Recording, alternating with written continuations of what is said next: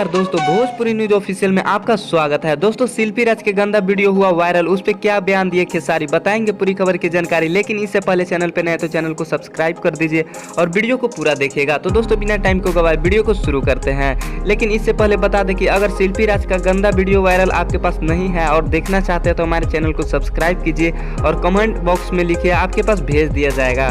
दोस्तों, अब बता दें कि शिल्पी राज के गंदा वीडियो वायरल होने पर खेसारी लाल यादव का बहुत बड़ा बयान आया है। आप लोग को बता दें कि खेसारी लाल यादव एक लाइव के माध्यम से बताएं कि शिल्पी राज अब भोजपुरी में काम नहीं कर सकती है, क्योंकि इन लोगों की वजह से हमारा भोजपुरी भाषा और भोजपुरी संस्कृति खराब हो रही है। दोस्तों, आप कमेंट बॉक्स में बताइए कि शिल्पी राज कर सकती है या नहीं कर सकती है। जिसको वीडियो चाहिए कमेंट बॉक्स में कमेंट कीजिए और हमारे चैनल को सब्सक्राइब कीजिए। फिर मिलेंगे अगले वीडियो में।